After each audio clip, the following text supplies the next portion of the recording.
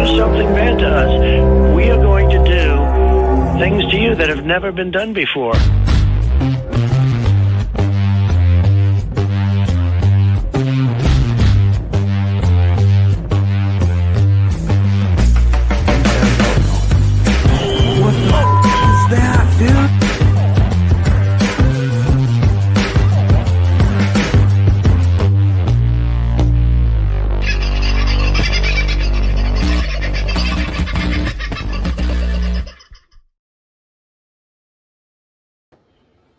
Well, g'day folks, how are you? Am I plugged in? I'm not plugged in. This is as light as it's going to get at the moment. I'm sorry, I can't help with the darkness at the moment. What a day. President Trump has been sworn in and things are already starting to happen. Borders are closed. There are many other things happening, including this, which just popped up. The birth of the Constitutional Republic of Australia from Australia One.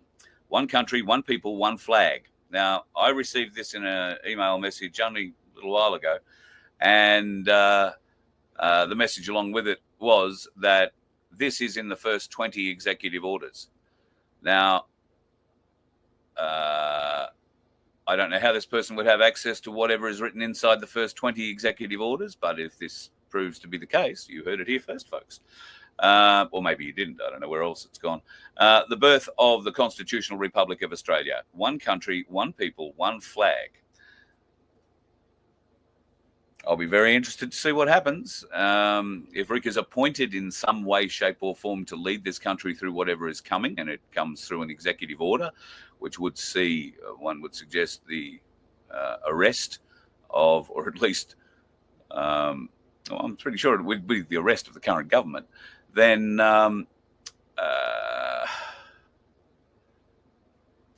to be an interesting time. And on that point, I bring in my bald-headed waving wonder. Hello, my friend. How are you? Very good, Carl. How's yourself? Good. Did you expect to see that when you woke up this morning? No, not at all. What, the bald-headed wonder or the supposed Republic of Australia? Yeah, right. No. Right. I know there's some executive orders, but I'm pretty sure that he can't write an executive order to override another country's sovereignty. So, but anyway, that's just my opinion. Well, if we're going to go into that, then I would argue that the executive orders that he signed in 2018, EO 13818, I think it is, or 624, I think it's 818. Has to do with any country or person that is found to be involved in rigging an election. That country's assets and country becomes forfeit. The person. I do recognise that, but once again, the evidence has to be put forward that actually happened, and we haven't had that evidence yet. Well, we have, but we haven't had it officially. Yeah, I have two words for you: Alexander Downer. Yeah, that's enough words. You don't have to say any more than that. So, if those executive orders were to be enacted, then Australia would essentially become I think we've discovered now will be the 53rd state behind Canada and Mexico as 51 and 52. Some would already argue we are already part of the American system, as there are so many businesses. Indeed, the government is registered through the American system. So, and they'll argue, we have to be for tax purposes or whatever. But anyway, so Donald Trump inaugurated. Border is pretty much shut down. I believe the processing centres are closed, and some heavy vehicles have been seen moving in the vicinity of the parts of the fence that have not yet been completed, but have all the bits and pieces there to complete the border fence. Recently, I think the Biden administration tried to seize those materials and sell them, or get rid of them at least, make it difficult for the fence to go back into construction straight away. So by the sounds of it, that's exactly what's going to happen. They're going to be pushing it much further. So I'm just having a bit of a glance now at the live feed out of America. Trump is still with his vice president shaking hands and kissing babies at the inauguration parade, which is happening indoors because it is very, very cold, apparently, in Washington, D.C. So they've been able to have quite the parade, even if many of the marching members didn't seem to know how to march for some reason. They didn't know their left from their right. It was really weird. It was quite funny watching some of these militarized bands. And so, mind you, they probably had to compress themselves from 20 wide into 3 wide so they could walk down the aisles or whatever. But anyway, interesting inauguration. I haven't actually heard any of the speeches, particularly his, at this stage. I will go back and have a bit of a look at that throughout the day at some point. The next, I think, probably 6 hours will be telling here in Australia. Looks like he's leaving the parade now. Lots of hugs and shakes as he's walking. So the next trip will be to the White House, where he's already stated that his first job will be to go straight to the Oval Office and start signing those executive orders, some 200 of them. And if the person who sent me this is to be believed, Australia, or should I say the Republic of Australia, should feature quite heavily in the first 20 of those. The birth of the Constitutional Republic of Australia. It's interesting that the only thing that I would like about that is the First Amendment and the Second Amendment, to be honest. But yeah, outside of that, I think it's fluff, right? Myself personally, but we'll see. I think there are a lot more protections afforded under the American system than any kind of protections we have in Australia. That is because the American system has a Bill of Rights. The Australian system doesn't. And while people and I've been guilty of speaking of it as well. We speak of free speech and how we are allowed to say and do whatever we want to say and do, or we should be allowed to. Well, the fact of the matter is, free speech is ingrained in the US Constitution, but there is no such provision in the Australian Constitution for free speech. We are not protected in that manner at all.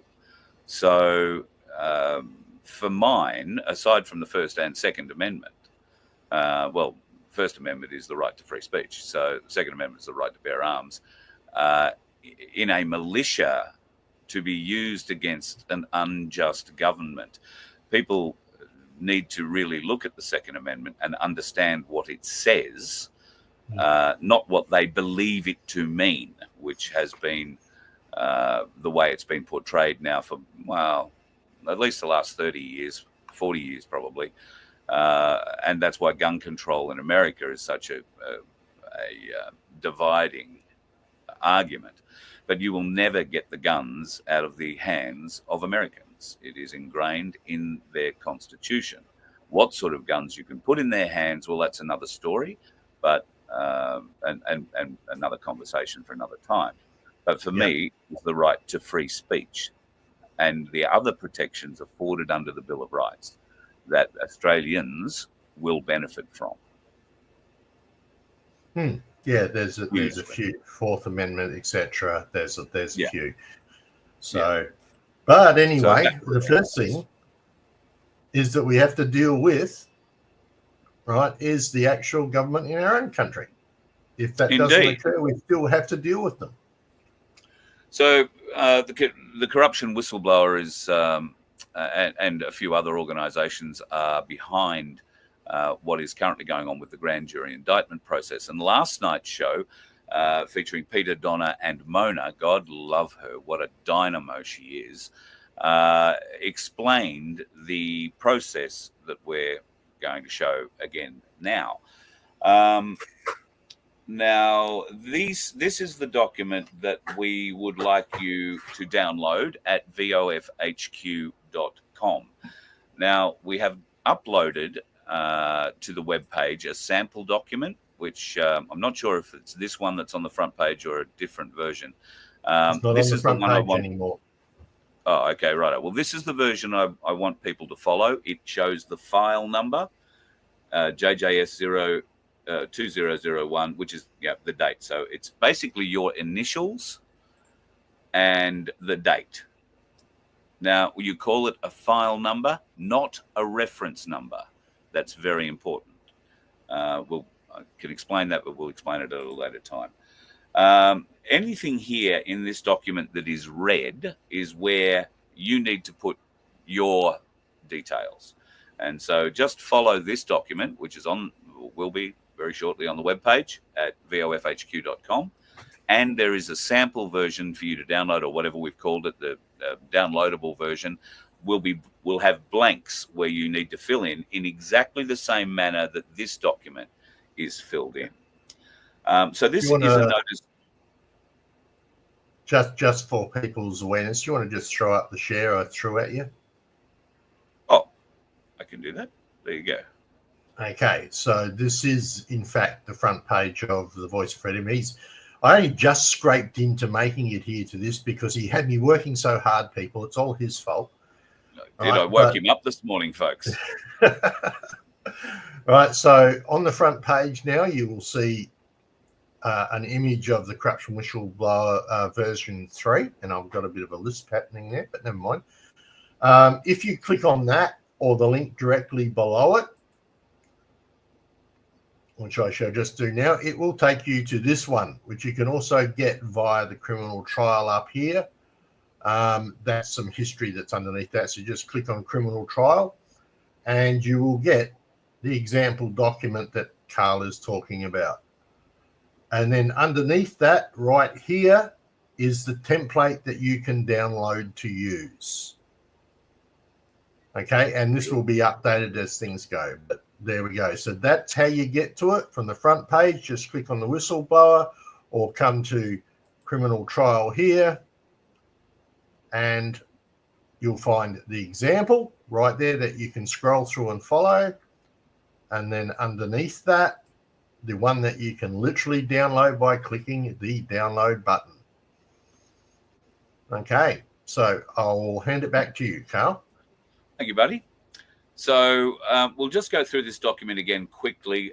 Mona, while wonderful, and I loved her presentation last night, she's very excited. She speaks very fast, and I've had a few messages this morning for people asking me to clarify a few of the things that she said because she was just going a bit quick for them. So this is a notice of fiduciary duty. Fiduciary duty is something that every public servant holds. And, I'll read the document and explain it. It's self-explanatory.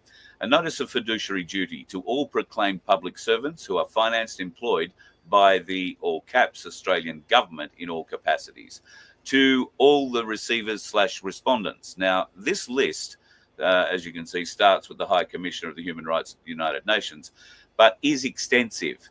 Now, this is the email list we will ask you to send this document to when you are finished and you have completed it. This is not a complete list of addressees. And as I get a more updated list, there are only 69 addressees here at the moment. I can tell you that will grow. Then this document will be updated as well. All you'll need to do is if you're going to keep sending, and you do need to keep sending,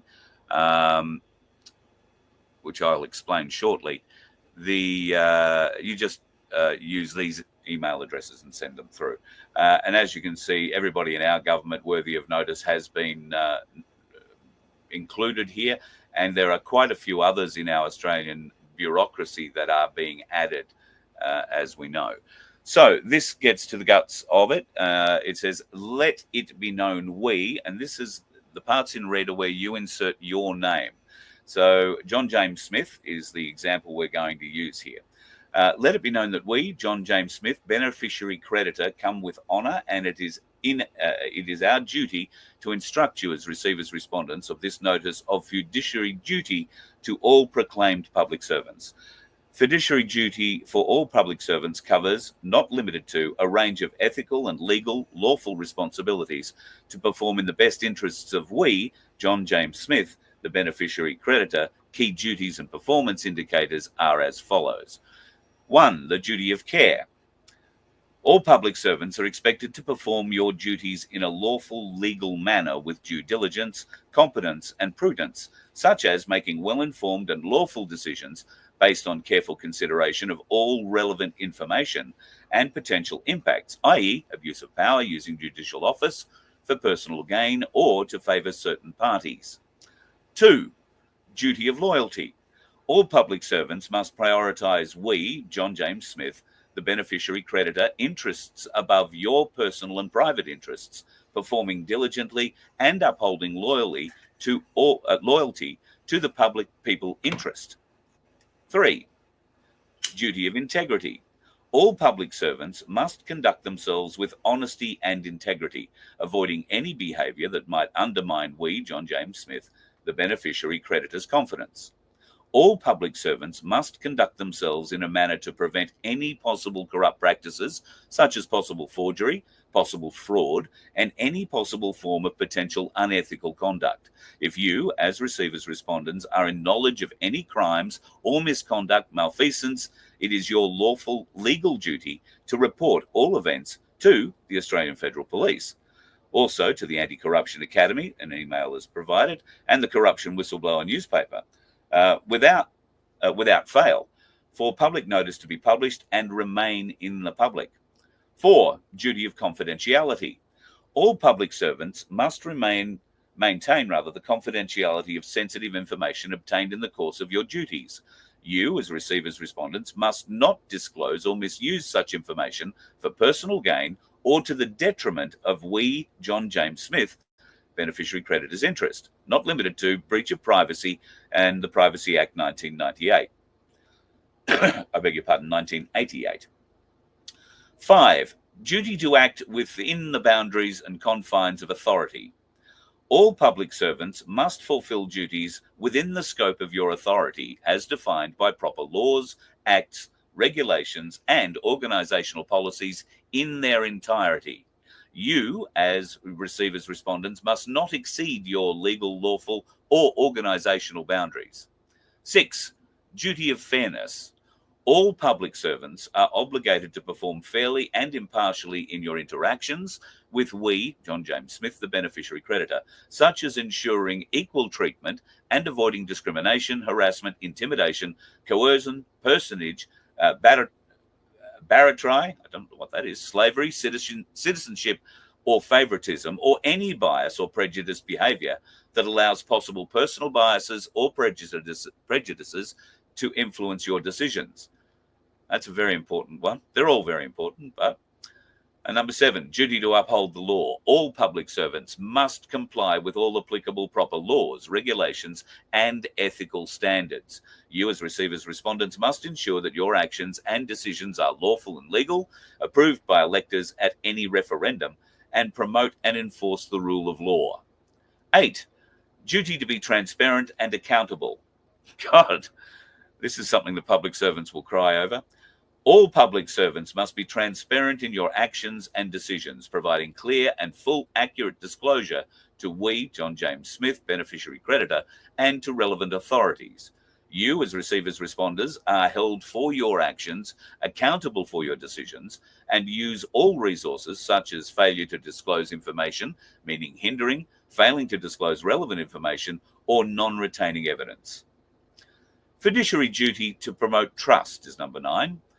All public servants must perform in an honest and authentic manner for the benefit of John James Smith Beneficiary Creditors Trust. 10. Duty to avoid conflicts of interest. All public servants must avoid any personal, financial, or other interests that could conflict with your official duties, such as judge, magistrate rulings, and court commission royalties. All public servants must disclose any potential conflicts of interest and take appropriate steps to mitigate or eliminate possible injury and harm to we, John James Smith, beneficiary creditor. Number 11, duty to be ethical. All public servants must uphold yourselves to high ethical, moral, and judicial standards in all aspects of your work. You must maintain the highest integrity, honesty, and ethical transparent behaviour within your organisations and in your interactions with we, John James Smith, the beneficiary creditor.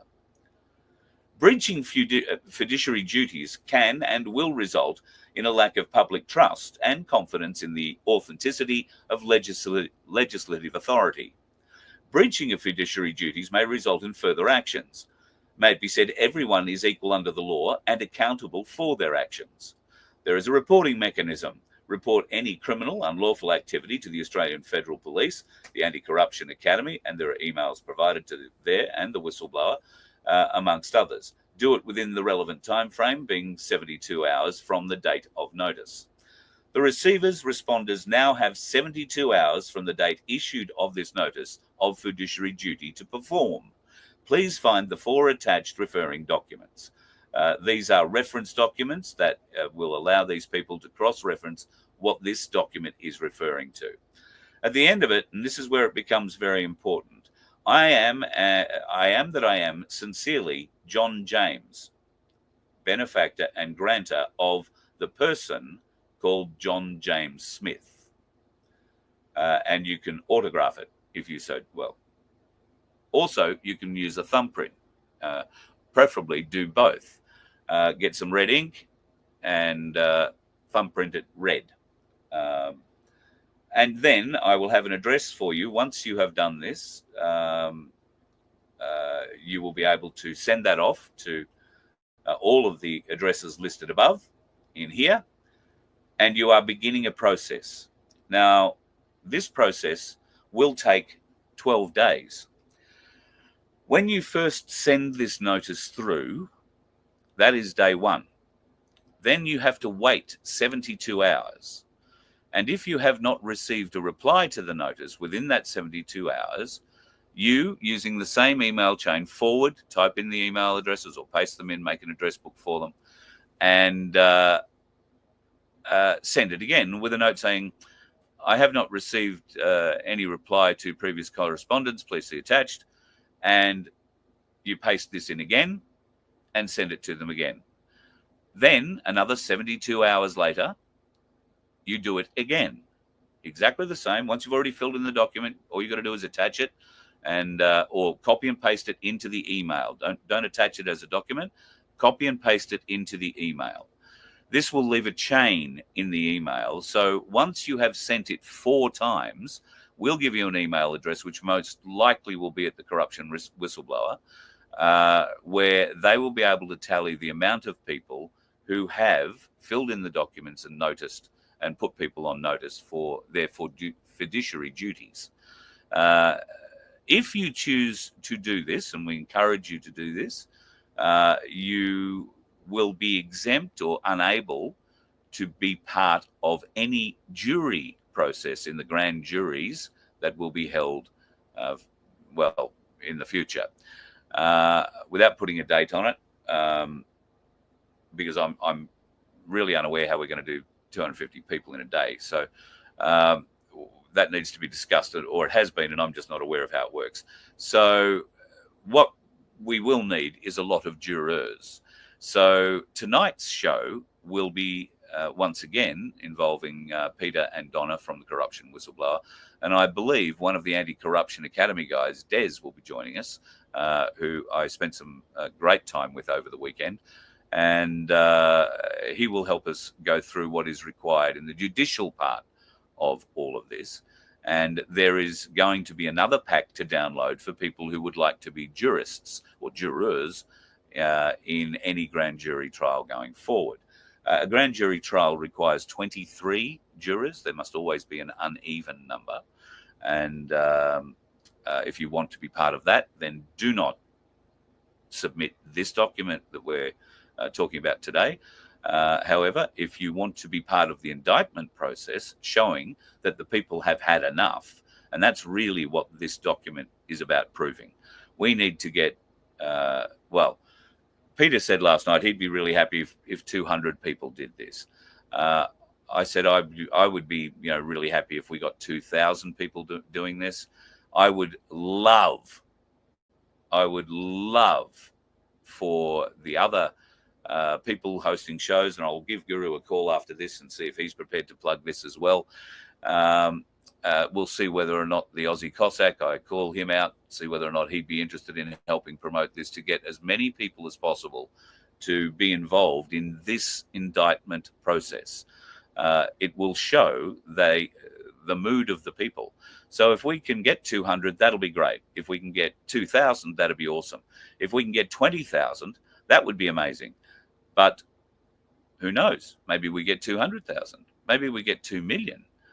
Share this video, share the document far and wide. Talk with your friends about this. Now, if you think that, come trial time, there'll be a set of gallows out the front with, multiple ropes hanging off it, waiting for heads to be placed in the noose, it's not going to happen. Not through this process. There will be no, shallow graves. There will be no firing squads. This is a instrument process. You notice that many documents are called instruments, and Ramona explained in last night's program why she prefers to call this an instrument, because that is what it is. It is not a document. This is an actionable instrument. And if you are choosing to be part of it, you're not putting yourself in any danger or anything like that. All you are doing is registering your displeasure at the way the current system is working, and you are asking our public officials to be accountable to their fiduciary duties. God, I'm having a hard time saying that word. I've said it so much over the last 4 days. Fiduciary duties. I'm not even sure I'm saying it right there. So they have a duty to uphold their fiduciary duties. They are banking on us not understanding what fiduciary duty means, and therefore not inquiring as to why they are not acting in the best interest. There was a point in here, one of the points, Vince, where as I was reading it, you immediately came to mind after our discussion this morning with council. Now, you have discovered through a process that it is possible, at least in South Australia, we haven't looked into other states at this time, that bodies corporate can run for council. Yep, that's correct. I don't as know specified by the AEC.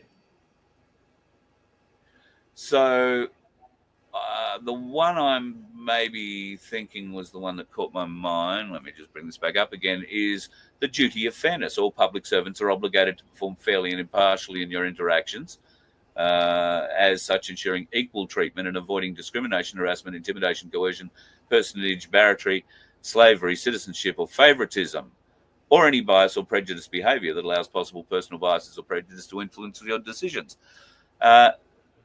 This is a document that I would think would stop the local president of the body corporate being elected to council, because it essentially means the person who is elected the president of the body corporate becomes a councillor in your town. I'm amazed that that is actually allowed to happen. Absolutely staggered by it, in fact. Yeah, that is the law. That is the way it works. As long as the body corporate is registered within the municipal area or ward, in this case, they are allowed to run for a position on council. So that's the way the law stands. I don't necessarily agree with that. I mean, council people are supposed to be for the ward. Doesn't mean that a body corporate can't be for the ward either. Yeah. Right. I just feel that it would be who actually becomes legally responsible in that situation. It's much better if you're actually dealing with a person, not a body corporate. That's just my opinion, but legally they can do that. So I don't necessarily, as I said, I don't agree with it, but legally they can do that, which means you've basically got a council of a corporation with other shareholders, effectively. That's what it looks like to me. But right, I don't see how that can be a local government if local government is supposed to be elected by the people, not a body corporate elected by the people. Just saying, right? If you ask that question. Anyway, I wasn't going to bring that up, Carl. I was keeping that secret. No, I wasn't either. It just came to mind. So Now, somebody had a question there that I flicked up before about 72 hours. No, you don't need to change the file date. The file date is the date of creation of that instrument. So it stays just the same. So just your initials and the date. So today would be 210125, wouldn't it?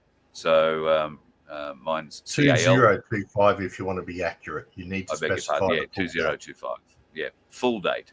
And no, you don't need to change. You don't need to change the file number at all. I'm just trying to have a quick scan, mate, to see if there are any. Oh, it was Scotty. Yeah, no worries, Scotty. I'm just trying to see if there are. If you've got the ability, right, on your email system that you're using to send it, try and get a read receipt attached to it as well, right? Or even a delivery receipt sent back to you. That way, at least you've got evidence that it was delivered. Right. So absolutely. In Outlook, you can do that. Whether or not it wants to return is up to the government servers. But yeah. So a lot of people are talking about the pardons that were issued as Biden walked out the door. Fauci amongst them, General Milley amongst them, and he has effectively pardoned every public servant and every aide, every behind-the-scenes dribbler that was involved in the January 6th insurrection trials and the witch hunt that has ensued for the last 4 years. This is a double-edged question. Carl, you have to ask the question. If they were doing things legitimately, why do they require a pardon? They require a pardon because they're afraid that Trump is going to go after them with politically motivated charges. So, kind of like what they did. Yeah, kind of like what they did. However, this is a double-edged sword. As I explained during the Hunter Biden period where father pardoned son, when you are given blanket immunity and a pardon like this, you can be called before any court in the land to give evidence. You can be compelled to testify. Now, as you have a, sorry, I've just got somebody wandering in. I'm just in the middle of a show, mate. Perils of living on the farm.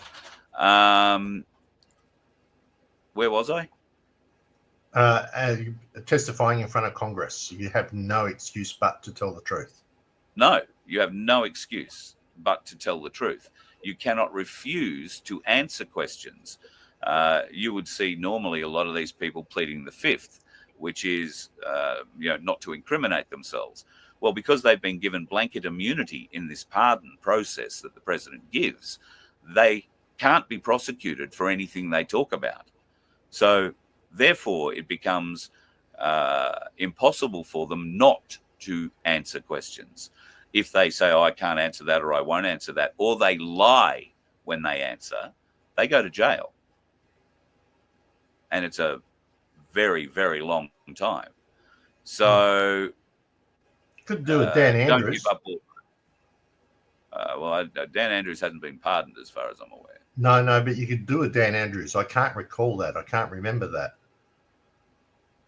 I don't know that would work because there would be so much evidence. The reason they would do it is because they have so much evidence against what you did, So they would bring up, this is the reason you got the pardon, because you did this, this, this, and this.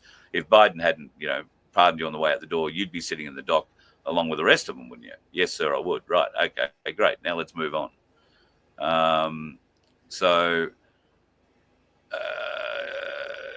It remains to be seen who's going to be called in front of any trial, and if there is a trial, who's going to be on trial.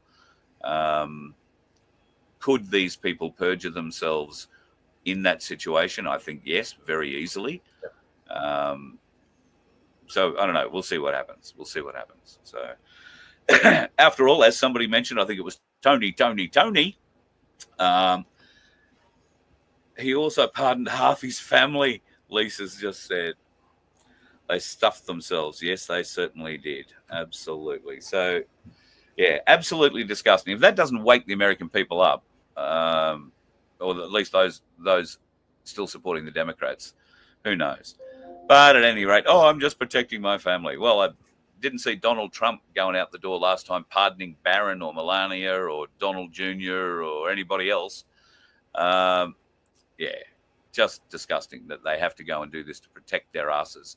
It is just more evidence of the illegality that they've conducted against us. And I, for one, can't wait for the next few hours and days to see what it brings. And, well, look, I guess I'm stuffed if Ricardo is in some way appointed to an anointed position governing the country for the next period of time. I know that Ricardo has always said he doesn't want to rule the country in any way, shape or form. He certainly wouldn't want to be prime minister. And that's a good thing because he certainly, in my experience, wouldn't be able to work with a group of people with a diverse range of interests and desires for the people that they are working for. However, if he is appointed in a, call it military law fashion, and he is the spokesperson for it, I've got to say I'd be pretty happy with that.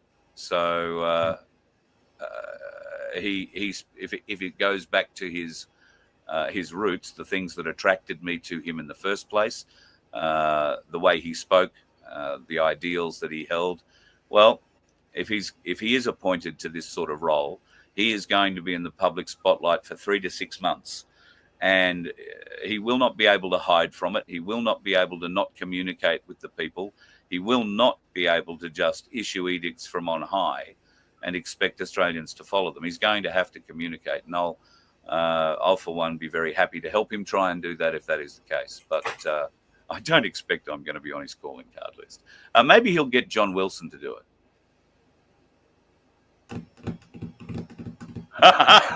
Sorry. Vince. Oh, Vince. Sorry, I got distracted there. Sorry about that, people. Mate, look, I got to say, when I had that pop through in my inbox this morning and I looked at it, my first feeling, and I'll show folks, for those who might have tuned in late, what I'm talking about. This arrived in my inbox a matter of 5 minutes before we came on air, maybe 10.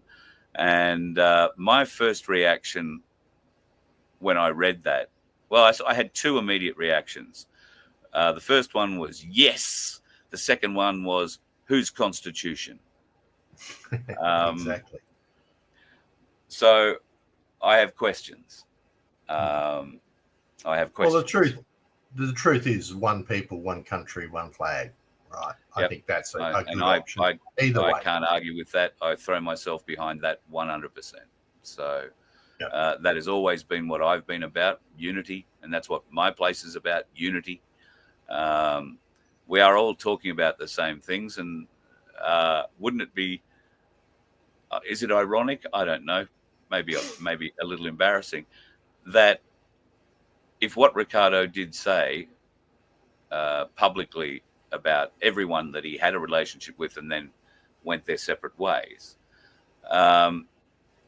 if what he said about us all climbing the same hill, we're all fighting the same war, we're all climbing the same hill, we are just all climbing it from different directions. And he's happy to let us climb it from ours while he climbs it from his, while you climb it from yours. Wouldn't it be ironic if that's how it all turns out to be? It'd be nice. It would be nice, wouldn't it? Nice. Yeah. It would be nice. A very unifying moment. A bloody unifying moment. On a totally different front, are you rich yet, Carl? Me? Yeah. How? Why would I? Well, if you'd been smart enough, you might have bought some Trump coin while you were in the middle of... Yes, of course. Trump coin yesterday. What did you tell me? $85 it got up to. Yeah, I've actually got you can share the screen if you like. Roger that. So that is the actual Trump coin now. A lot of people initially, when it first came out, thought it's a hoax. It's a scam, and quite a few of these type of coins are. But this one and Melania's were both put on Truth by Donald Trump on their Truth channel. So if you had been awake enough and bought it way down here somewhere, all right, which was like around 43 cents, and then you rode it all the way up to here before somebody decided to dump a whole heap at $74, you would have become, depending on how many you bought, you could have become an instant millionaire. Wow. Right? And then it's dumped off. And even now, it's still running at $35 odd a coin. So Now, you imagine I believe that dump coincided with the Melania coin coming online. Maybe. Melania's coin was not as big. Let me just go to that. That's that one. All right. That was not as big, but both of these coins are, in fact, valid coins from the Trump group. A lot of the others that you'll see, geez. So is Kevin Rudd, Dusty. Do a Rudd coin. Yeah, that would be a Rudd pull if we did a Rudd coin. But there's Melania's coin. So it started off at about $1.65 or something. Got up as high as $13 and now it's dropped back to 2 or 3. All of this type of situation, it's like, yep, it's valid. It's valid stuff in the crypto world. It's not a rug pull. It has been done. I believe that Melania's got ideas of using that to help the country and people, etc., and so on. But effectively, those two coins do exist. But you can see others up here like Tram Family, Elon, Zuckerberg. Most of these I'd be really cautious with because there's more than likely just some developer who's throwing a meme coin out there and hoping to make some money, and then it'll be of no value. But the Trump name and Melania's name has value. Hence the reason why the coin has value. Yeah. But I so missed both of these, by the way. So I'm not rich either, mate. I'm just as poor as you are. Yeah. But anyway, yeah, no, you were asking. By the time I heard about it, it was by the time I heard about it, it was at $85. Yeah. And dropping. Yeah. I sort of figured it would do that. Melania went bigger than that, I believe. Melania went to nearly $100. No, because that is literally the Melania chart there. The highest it got to was $13. That is the whole chart from beginning to end, right? As in, you're right. Right now, down here is where it is at. Up there, right there, is the highest it got, $13.76 US. Remember, it is US. So what's it now? About $3, a bit under $4. Right now, it's $3.73. Right. Okay, that's different to what I heard. I heard that it wiped his, like his is a record, and it wiped his record. Not even close. Not even close. No, because that's Melania's. Let me go back to Trump's.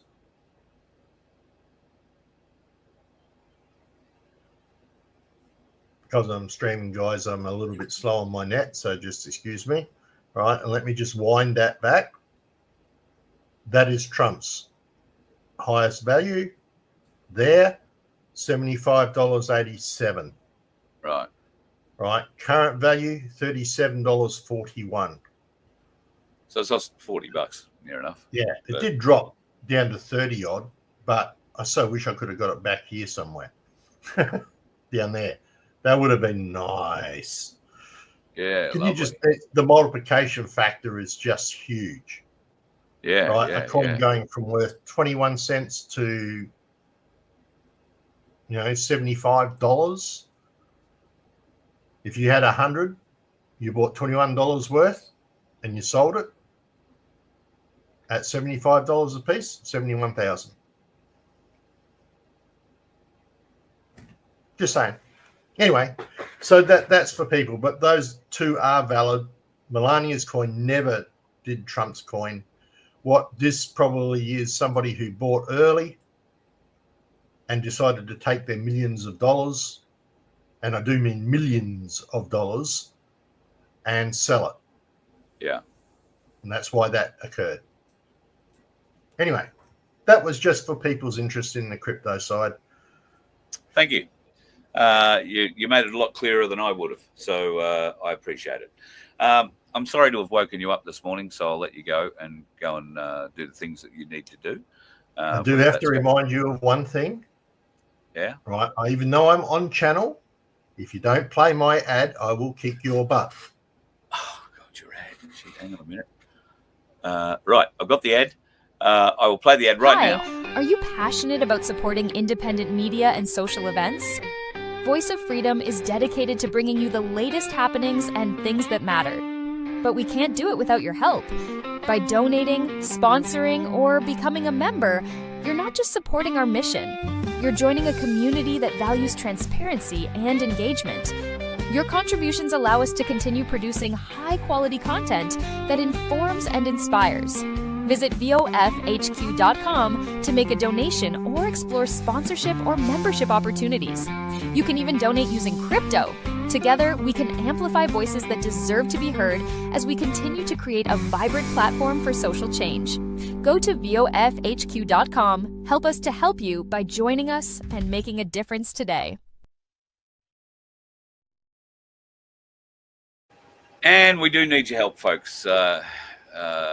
We'd like to get to Canberra to be part of what's going on February the 8th, and that'll require the bus getting down there and camping out at Epic for a few days maybe. And then we'll probably be hanging around in that general vicinity to save fuel until March the 8th. So be prepared. If you can help, we could really use it. And Vince, I love your work. Thank you very much for putting that together. I don't know how you managed to make me sound like an American female, but geez, you did really well. It's amazing what you can do with AI. It is, isn't it? It is. Thanks for putting me out of work. You know, that's the shit that puts me out of work. Exactly. Yeah.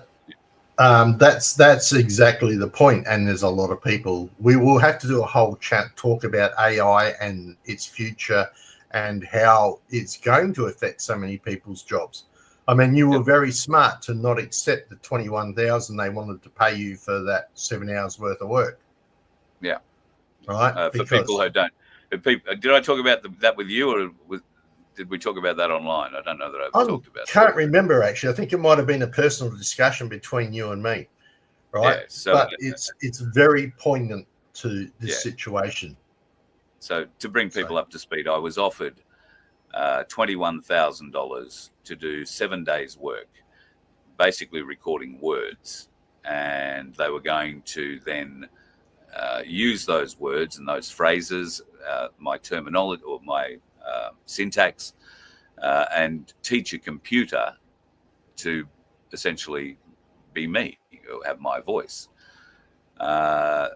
After they pay me $21,000 in 7 days, they can use whatever they can create out of that recording to make TV and radio commercials or voiceovers for events or whatever. And that means that me, the person, or I'm not a person, I'm the living man, who provided the talent in the first place, gets his $21,000 and nothing else for the rest of your life. Ordinarily, in the good old days, people would come to me and say, we want you to read our ad. We want you to host our event. We want you to be our MC. We want you to do whatever. And there is a fee attached to that kind of thing. The fee to get an AI voiceover is less than $5 in some cases. If you're paying more, that cost me nothing. Yeah. I had to do all the other work, right? But the actual voice track cost is $0. Yeah. And because advertisers, people who own businesses, don't understand the difference between having a live voice versus an AI voice, and the power that it actually gives to your commercial. And very shortly, it's happening now. I was listening. I very rarely listen these days, but I was listening to commercial radio the other day, and in an ad break of, I think it was 8 commercials, 4 of them were AI generated. I can pick an AI voice, but I've had 40 years playing with voices and making radio ads, so I know what to listen for. But they're getting very, very, very good. And the average person can't pick the difference. And they don't see the value in spending the extra money, and it is extra money, to get a voice like me versus one you can get for nothing. So if they could get my voice for nothing through an AI generator, oh, look, I've got Carl's voice and I don't have to pay him. Well, that's great. And I hope your business is really successful, and I hope it works for you. Me, on the other hand, I'll be in a tent on the side of the road because the bus will be given back. We'll have to pay back the people who put this in. And I'm unemployable. So I'll be on the streets. Thank you. Oh, you're welcome. It's an interesting life. True. But it's not just you, right? There is so much more. Receptionists, for instance, all that sort of stuff. I mean, we deal with it every day now with banking, say this, or if you're calling up Centrelink, my voice in Australia, I better not finish that statement, and so on and so on. So, yeah it's, there is a lot that is coming, and this is where things like in my place and setting up individual little businesses or working with other subsystems to buy directly from farmers, etc. It keeps those people in an income. But anyway, sorry, I'm going to get so off track here, mate. I'm stealing your show, so I'll shut up. All right, wave goodbye. It's been a pleasure. Thank you, Vincent. And thank you, folks, for an early show today. I hope that has cleared up a bit of the notice of fiduciary duties for those of you who are left a little confused as to how it works. It is a very self-explanatory document, and we would encourage you to go and download it right now at vofhq.com. On the front page, you'll see the corruption whistleblower front page. Click on that, and it'll take you to the document, the example document. It will show you what to fill in and where to fill in and how to fill it in. And then you can download that document down the bottom and fill it in. We would love that. Once you've got it, address it, email it off, and it happens every 4 days. Use the same email, forward it again, copy the email, paste it in, say, I didn't hear anything back from the last one. Here it is again, bang. Do that 4 times, once every 72 hours. It needs to happen over that 12-day period, and it needs to happen before the 8th. So if you are going to start this process, it needs to happen before Friday, okay, before this Friday. Otherwise, you will not have enough time, given the 72-hour split between sendings. You will not have enough time to get it in before the 8th. So head off to vofhq.com right now and be a part of the indictment process. And be aware that if you are going to be part of the indictment process, you cannot be part of the jury process, which is the next step. And we'll be discussing that on tonight's show at 6:30 Queensland time, and whatever time that is, wherever you are in your part of the world. Thank you so much for joining me this morning. Please, folks, like and share this program to your friends. The more the merrier. If you can help us, we have memberships available at vofhq.com. There is a donate button there as well. Every little bit does help, and it's all going into fuel at this juncture, and getting a couple of little repairs sorted on the bus. In fact, tomorrow we'll be doing a little live at some stage. John, who will be familiar to many of you, will be turning up with a mate of his. We're going to have a look at the water issue that I've got in the bus. As soon as we find that hole and plug it, she'll be ready to rock. So we need to get back out on the road. We need to come and see you. We need to come and hear your stories and help you if we can in any way, shape or form. And I might have some other interesting things to share on that going forward as well when it comes to what help we can bring. And I do mean bring. I haven't even spoken to Vince about that yet, so that's something we'll all have to share in the not too distant future. Have a bloody good day. If you're on the roads, there are dickheads out there. Be aware, be very aware, and avoid them. Safe one to you. Bye. You let one ant stand up to us, then they all might stand up. Those puny little ants outnumber us 100 to 1. And if they ever figure that out, there goes our way of life. It's not about food. It's about keeping those ants in line. That's why we're going back. Does anybody else want to stay? Let's rock!